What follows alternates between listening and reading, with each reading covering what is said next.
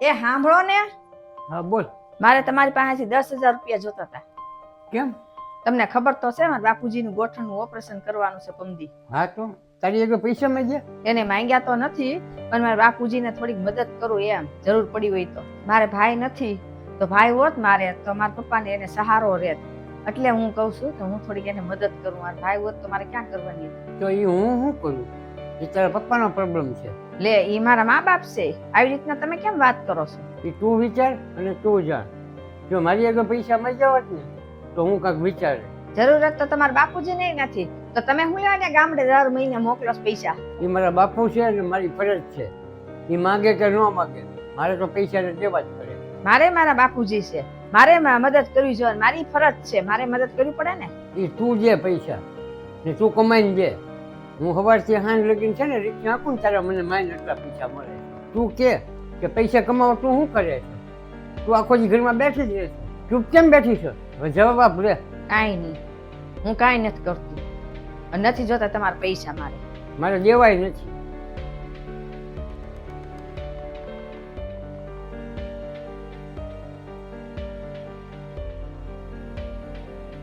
એ tiffin આપતો મારું.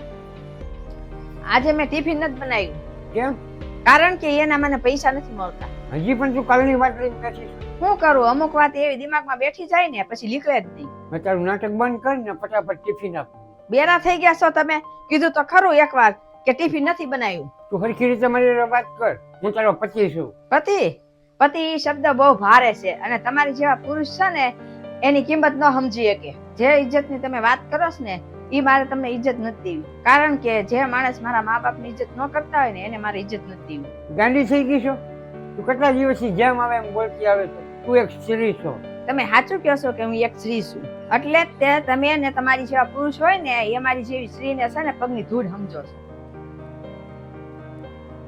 એવું તો તમારા પુરુષ પાસે શું છે કે અમારી સ્ત્રીઓ પાસે નથી? એવું તો કેમ કે પુરુષને જ્યારે એના મા બાપને પૈસા મોકલવાય ત્યારે મોકલી શકે અને એક સ્ત્રી નો મોકલી શકે?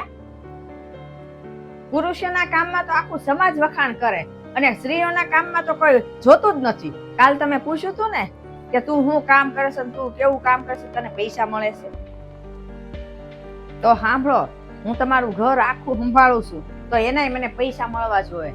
અને 3 ટાઈમ તમને હું જમવાનું બનાવી ખવડાવું છું એનાય મને પૈસા મળવા જોઈએ. તો આખા ઘરમાં હું કચરા પોતા કપડા બધું કરું છું તો એનાય મને પૈસા મળવા જોઈએ. અને આ મકાન છે ને એને હું ઘર બનાવું છું એનાય પૈસા મળવા જોઈએ.